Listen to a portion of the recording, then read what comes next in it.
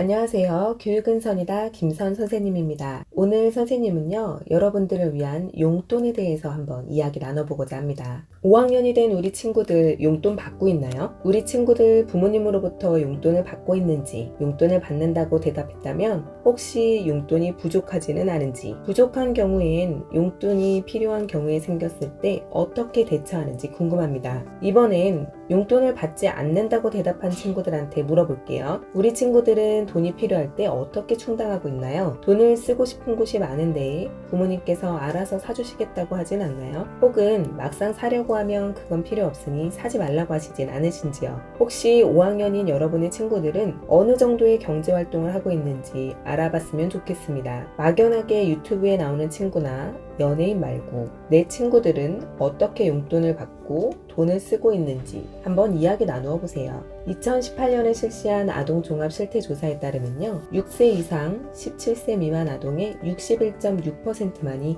용돈을 받는 것으로 나타났다고 합니다. 6세에서 8세에는요 22.8%의 친구들이 용돈을 받고 9세에서 11세는 48.9%, 12세에서 17세가 되면 83.3%의 친구들이 용돈을 받게 된다고 나타났습니다. 연령이 높아져야 용돈을 받는 친구들이 늘어나게 되었죠. 여러분 만 나이에 해당하는 9세에서 11세를 보면 51.1%의 친구들은 용돈을 받고 있지 않다는 것을 알게 됩니다. 우리나라와 경제교육이 비슷하게 이루어지고 있는 일본의 경우에도 매월 용돈을 받고 있는 사람은 약 40%에 불과하다고 해요. 앞서 이야기한 것처럼 선생님이 가르치고 있는 반 학생들도요, 용돈을 받고 있는 친구는 학급에서 반 정도였습니다. 위의 설문 내용과 별반 다르지 않죠. 나머지 반 정도의 친구들은 부모님께서 필요할 때마다 사주셔서 용돈을 받아본 적이 없었대요. 하지만 생각해 보자고요. 5학년이라면 내가 필요한 것을 돈을 모아 사보는 경험이 필요합니다. 즉, 용돈을 받아야 하죠. 용돈을 모아서 부모님 몰래 선물을 사드리고 싶을 수도 있고 아이스크림을 사 먹고 싶을 때도 있잖아요. 아직은 돈을 쓰고 싶은 곳이 적겠지만 점점 커질수록 돈을 쓰고 싶은 부분은 아주 많아질 것입니다. 우리가 성인이 되어 사회에 적응하기 위해 지금 기초, 기본 수업을 배우고 있는 것처럼 살아가는 데 필수적인 돈을 관리하는 방법도 지금 배워야 하는 것이죠. 어디에서 사면 더 싼지, 사고 나서 후회되는 소비는 없는지 경험해 볼 정도의 나이지요. 부모님의 생신 선물, 친구를 위한 소비도 경험하면서 내적 만족을 느낄 수 있어야 하죠. 또래의 친구들 중에는 5학년 정도면 미래에 되고 싶은 직업을 위해 관련되는 책도 사보고 물품도 돈을 모아서 사보는 친구가 있습니다. 마지막으로 모은 용돈으로 꾸준히 기부를 하는 아이도 학급에 있었죠. 명절과 생일에 받은 용돈을 모아서 자신이 좋아하는 가수의 회사와 게임 회사의 주식을 산 친구도 3분의 1 정도나 되었습니다. 선생님 학급에서는 이 정도의 친구들이 경제활동을 하고 있으니 참고해주세요. 그리고 나는 지금까지 용돈을 받아본 적도 없고 경제활동을 한 게 없다면 지금부터라도 착실히 시작했으면 좋겠습니다. 용돈 교육이 필요한 이유를 정리해 볼게요. 첫 번째는요, 용돈을 모으는 다양한 방법을 알게 됩니다. 두 번째는요, 돈의 소중함과 합리적 소비를 경험할 수 있죠. 세 번째는요, 자신이 계획하고 판단하는 과정을 통해 돈을 관리하는 방법을 어려서부터 익힐 수 있게 됩니다. 그리고 네 번째는요, 가족의 구성원이자 사회의 구성원으로 금융과 관련된 기본 생활 태도를 갖추게 됩니다. 우리 가장 친한 친구 한 명을 떠올려 볼까요? 한두 명 혹은 그 이상이 떠오르죠. 그럼 이제 그 친구들과 함께 용돈 이야기를 나누어 보아요.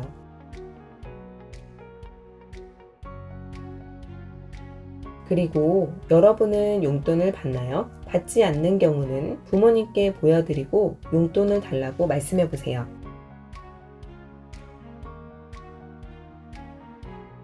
자, 이제 하나은행에서 실시한 설문조사를 한번 볼까요? 50만 명이 이용하는 플랫폼 아이부자 앱을 분석한 결과 초등학교 저학년은 17,500원, 초등학교 고학년, 즉 4학년 이상은 22,300원으로 조사되었다고 합니다. 고학년이 될수록 용돈 받는 주기가 길어지고 있는데 이것은 실제로 연령이 높아지면서 용돈 관리를 더 잘할 수 있게 되기 때문이죠. 그러나 마찬가지로 이러한 용돈 경험을 해본 적이 없는 친구들은 어린 친구와 마찬가지로 용돈 관리를 잘 할 수 없게 됩니다. 선생님은 2021년 게임 현지라는 아이, 삼성 주식 사는 아이라는 책에서 여러분의 용돈을 꼭 제공해 줄 것을 부탁드렸습니다. 그리고 다음과 같이 금액을 제시하였었는데 위에서 언급한 액수랑 비슷하게 나왔네요. 해당 학년에서 더하기 1,000원씩을 한 주에 받을 달 용돈으로 계산하면 됩니다. 즉 5학년이 나는요 일주일에 6,000원, 5주 기준 3만원의 용돈을 받게 되는 것이죠. 이걸 선생님은 기본 용돈, 사회에서는 기본 소득이라고 부릅니다. 우리가 모두 이 정도의 금액을 받아야 기본적으로 돈의 생산, 소비, 저축, 투자, 기부를 접할 수 있게 되기 때문이에요.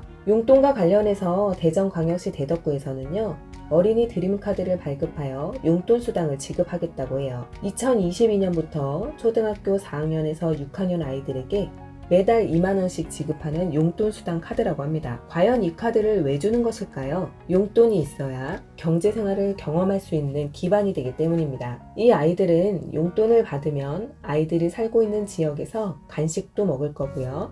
학용품도 구입할 겁니다.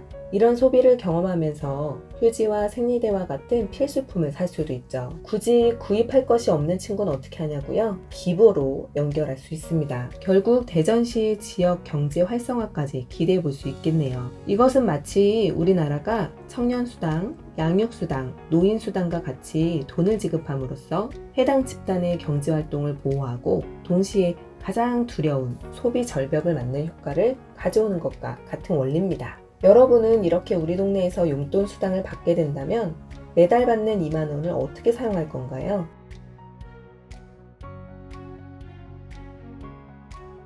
아직은 크지 않은 금액이지만 앞으로 그 뒤에 0이 하나 더 붙을 것이고 좀 더 지나면 0이 2개, 3개 이렇게 해서 붙을 겁니다. 여러분이요 돈의 기록을 남기는 습관을 갖게 되면 나중에도 당황하지 않고 잘 해나가게 될 거예요. 5학년인 우리 친구들 이미 물의 순환을 배웠죠. 얼음이 녹아 물이 되고 수증기로 증발되어 구름이 된 뒤 다시 응결되어 땅으로 내리는 것처럼 배웠던 것을 기억해 주세요. 그 순환 중에 어느 것 하나라도 제대로 되지 않는다면 물은 부족해지거나 넘쳐서 문제를 일으킵니다. 홍수와 가뭄이 생기게 되죠. 경제활동도 마찬가지입니다. 생산된 것이 소비되고 더 나은 것을 위해 투자하고 부족한 이들을 위해 기부가 함께 이루어져야 합니다.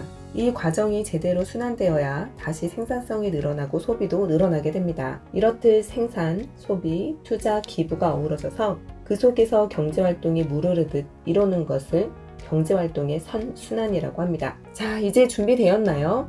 용돈을 잘 사용하겠다고 다짐했다면 그것만으로도 이미 건강한 경제인이 될 자질을 충분히 갖춘 셈입니다. 어렵지 않아요. 선생님이 준비한 내용을 한 단계 한 단계 차근차근 따라오기만 하면 됩니다. 다음 이 시간에는요, 나는 어떤 유형의 용돈 사용자인지를 배워보고 나에게 맞는 용돈 사용법을 알아볼게요. 그럼 건강히 다음 주에 다시 만나겠습니다. 안녕히 계세요.